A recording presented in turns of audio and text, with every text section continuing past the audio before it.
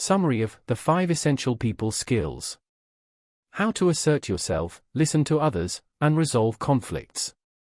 By Dale Carnegie Training. Assertive ways to improve your life. To assert yourself effectively enough to influence others, develop the 5 essential people skills: rapport building, curiosity, communication, ambition, and conflict resolution. Empower yourself by applying the recommendations that follow and carrying out the action steps. Begin by developing assertive interactions with others. This involves getting people to respond attentively and positively to you. Failing to assert yourself blocks your ability to improve your personal interactions. To stand up for yourself, clearly state your preferences, needs, opinions, grievances, and other feelings. Assertiveness is not aggressiveness. It involves getting in touch with your true feelings through self-reflection and self-assessment, and then expressing these feelings in an appropriate, mature, non-emotional, effective way. If you find it difficult to stand up for yourself, try it in the situations that are least stressful, then move to more troublesome ones. Set deadlines for yourself. Don't try to win while someone else loses.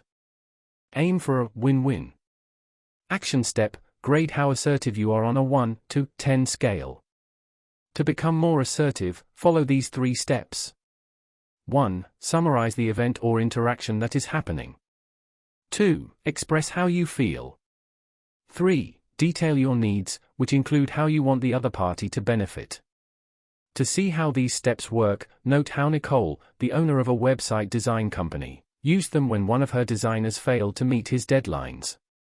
First, she described the situation to him, saying, "I remember that you agreed to complete your current job within 10 days. It is now over 2 weeks, and you are still working on it." Then, she expressed her feelings: "This delay angers the client and creates problems for us." Finally, she explained her needs: "I don't want you to set unrealistic deadlines for yourself in the future. This will be better for you and for our firm." Throughout the interaction, Nicole was assertive, not aggressive. Action step: assess your skills as a communicator. Do you order people around? Can you change your tactic to a more effective approach? To assert yourself, which means standing up to aggressive individuals and maintaining your equanimity at all times, you must be able to connect positively. This requires self-confidence and the ability to develop rapport with others. Since fending off domineering people plays such a large role in being assertive, understanding them is helpful. Often, such individuals are bullies who act aggressively because of their own insecurities. Being non-assertive in response to a bully can connote strength of character. It can show that you don't have to act out against others to make yourself feel good. Yet, you should be able to stand up for yourself when necessary. One way to assert yourself is to have all the facts. Bullies are blowhards who try to control others with bluster. If you have the facts on your side and are willing to state them, often the bully will have no comeback. To use the facts, first prepare yourself to deal with the bully. Anticipate what he or she will say. Know what your rejoinder will be and prepare to ask questions that will enable you to seize the initiative, like, "What is your evidence?" Have faith that these tactics, which are very effective against bullies, will work for you. Skill number 1, rapport building. To develop rapport with strangers, smile and be friendly. Don't volunteer your personal opinions. Ask open-ended questions so that other people get to talk. During discussions, speak clearly, not softly. If you are hesitant, write what you plan to say in advance. Don't be boastful. Don't yammer away. Silence speaks volumes. Monitor your body language and behavior. Action step: list your major business relationships. How can you make them better? Non-assertive people often are shy, but even shy people must assert themselves now and then. This requires learning to deal with certain personalities, such as ultra drivers. These people always want to win. To them, life is a zero-sum game. They cannot triumph unless others lose. Such folks often have ego problems. The best way to deal with them is to make them feel valued. Praise will go a long way. Secret agents. These people are just as ambitious as ultra drivers, but less obvious. They often are good at playing office politics. Establish rapport with secret agents by getting them to trust you. Show that you have no hidden agendas. Eager beavers, often these energetic individuals don't know when to put on the brakes. Be aware of their strengths and limitations, and help them by teaching them to network and to set a realistic pace. Burnouts, these depressed people have lost enthusiasm. Avoid criticizing them and be positive. Try to help them feel hopeful. To build rapport with any personality type, have a clear idea of what you want to accomplish. Work toward those specific results. Action step: list the things you could do to become more comfortable with certain individuals and to make them more relaxed with you. Take those steps. Skill number 2, curiosity. If you are not curious, you should be. Seeking knowledge about the world and about the people around you is important.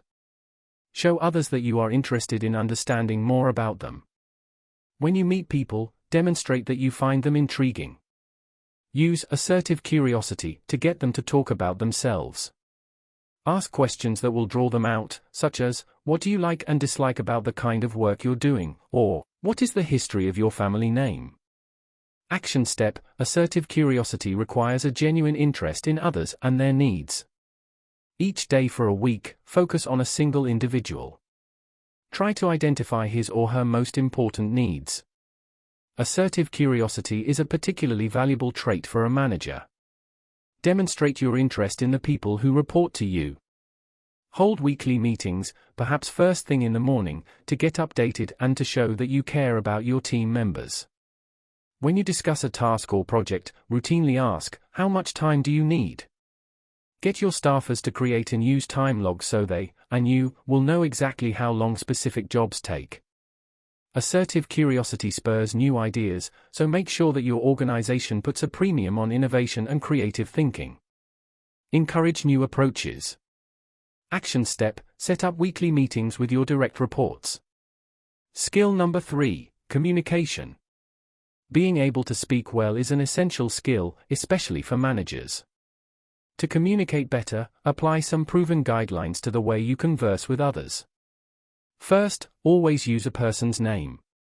No other word carries the same emotional weight. If you make a mistake, say so. That demonstrates honor. Praise people freely, but be specific about their accomplishments. Talk candidly about what matters to you, and what you need your employees to deliver. Encourage your staff members to speak about issues that are on their minds. Listening carefully and effectively is extremely important. Action steps: identify your biggest challenge as a communicator. Do you fail to let others have their say? Are you argumentative or disrespectful? Commit to improving your conversational patterns. Speaking effectively requires planning. Don't open your mouth without first thinking about what you are going to say and why.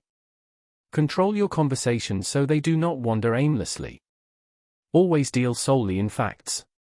In business, convey your emotions only as they relate to these facts and limit your expressed feelings to a fairly narrow range.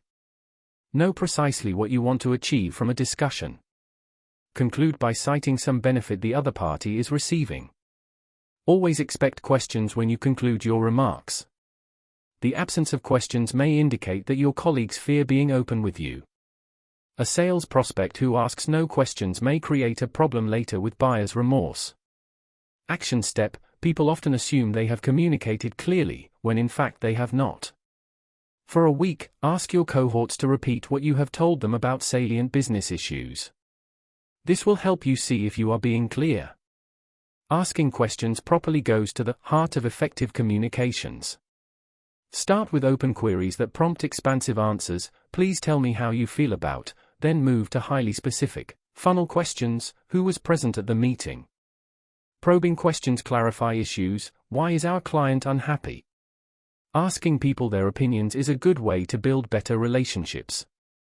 Action step: develop 5 questions that will help you create a positive relationship with someone else.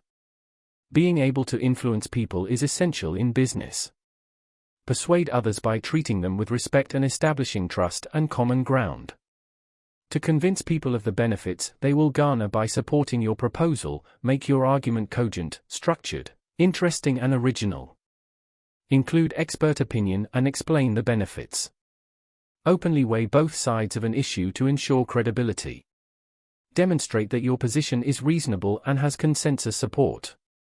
Speak diplomatically. Show humility. Use good timing. Don't try to persuade people too often or you'll wear out your welcome. Action step: think of a time when someone persuaded you to do something that you initially opposed. How did he or she do that? To win people over, particularly in business, you must use good manners and appropriate etiquette. Stay away from topics that provoke debate and rancor. In neutral or business settings, stick to safe topics such as sports, current events, your personal background, and work details. Don't ramble or interrupt. Answer your colleagues' questions in 60 seconds or less. Be aware of financial etiquette. For example, if someone buys you dinner in a restaurant, but doesn't leave a proper tip, don't just tuck something extra on the table for the server unless you know your dinner companion well, and then, only if you ask him or her first. Return all calls promptly, certainly within 24 hours. Don't engage in long cell phone conversations while you are with other people. Action step: note when you have been rude or inconsiderate, or violated any rules of personal or business decorum. Vow to do better. Skill number 4, ambition. You cannot get anywhere without ambition, which comes in two forms: extrinsic, in which you strive to achieve an external goal, and intrinsic, which involves satisfying yourself internally. Often, ambition comes with a fear of failing to accomplish certain goals. People who fear that they will not succeed in reaching an extrinsic goal tend to become very tense and stressed. They may feel the need to brag to get attention. Don't make this mistake. If you are bright and are succeeding at something, others will see it. Action step: list the actions and activities you engage in because they make you feel good, not because you receive some external reward. Relish these ways to fulfill yourself so you can focus optimistically on your intrinsic and extrinsic goals. Skill number 5, conflict resolution. When people congregate, conflicts emerge. To diffuse them, first identify the disputed variables. Can you suggest some adjustment in an attitude or position? Assess what the parties want as opposed to what they require. Examine your position. You can't resolve a conflict if it becomes personal. Avoid name-calling and harmful rhetoric. Don't assume the worst about anyone. If you are part of a dispute, try to resolve it yourself. Treat the other people and their positions with respect. Watch your body language. Don't focus on past events or get into exchanges about who did or said what. Stick to the present or the future. Bargain by explaining what you could do or say to resolve things. Present an optimistic outcome based on a scenario that would satisfy those involved. Aim for a win-win. Prepare a walk-away position you can turn to if you cannot resolve things as you hope. Action step: list any current conflicts that affect you and identify steps you can take to solve them.